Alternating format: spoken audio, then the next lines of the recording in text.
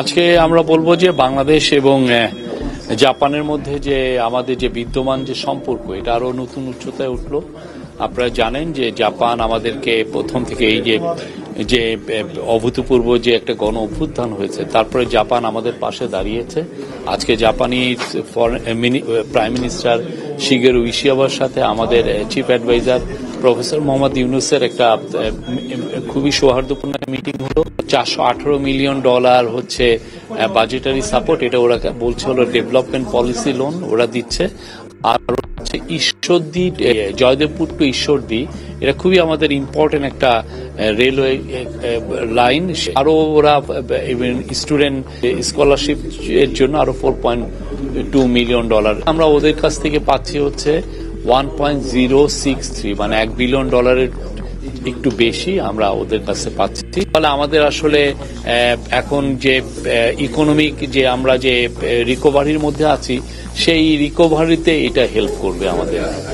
আর অন্যান্য অনেক বিষয় নিয়ে আলাপ হয়েছে। জাপান বাংলাদেশের সাথে তার বন্ধুত্ব আবার জানিয়েছে, সে তার সাথে আরো আমাদের সাথে নিবিড় বন্ধুত্ব করতে চায়। বাংলাদেশের আজকে মিটিং এ 30 মিনিটের বেশি মিটিং এ বাংলাদেশকে 5টা নেভিকে 5টা পেট্রোল বোট দিচ্ছে।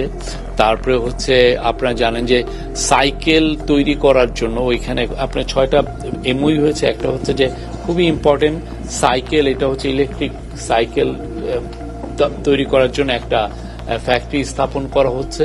এই প্রজেক্টের বিষয়ে যে তারা আবার জানিয়েছেন যে তারা বাংলাদেশের পাশে থাকবেন, বাংলাদেশকে সহায়তা করবেন।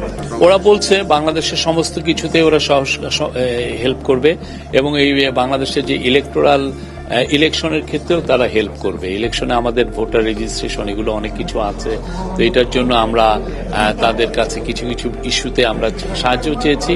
তারা জানিয়েছে যে তারা আমাদের পাশে থাকবে। প্রবাসী বাংলাদেশিদের কাছ থেকে, বিশেষ করে জাপানিদের কাছ থেকে উনি অনেক কথা শুনলেন।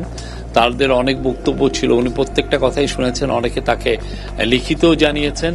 তো আমরা প্রবাসীদেরকে আপনারা শুনেছেন উনি কি বলেছেন। তো আমরা মনে করছি যে প্রবাসীরা they will play big role, because আমরা বাংলাদেশ থেকে 1 লক্ষ বাংলাদেশিকে জাপানে রিক্রুটমেন্ট, মানে জাপানের আমরা জব অপরচুনিটি তৈরি করার চেষ্টা করছি। তো সেই জায়গায় প্রবাসীদের একটা বড় রোল আছে যে তারা এখানে ব্রিজ বিল্ডার, ব্রিজিং হিসাবে কাজ করবে। তারা আসলে জিনিসটাকে আরো বেশি এক্সপেডাইট করার জন্য যথেষ্ট হেল্প করার সুযোগ আছে এবং অলরেডি আজকে তারা বলেওছে যে এটা নিয়ে কাজ করবে। তারা আরো কিছু কিছু বিষয় বলেছে, তা আমাদের চিফ অ্যাডভাইজার সবগুলোই শুনেছেন।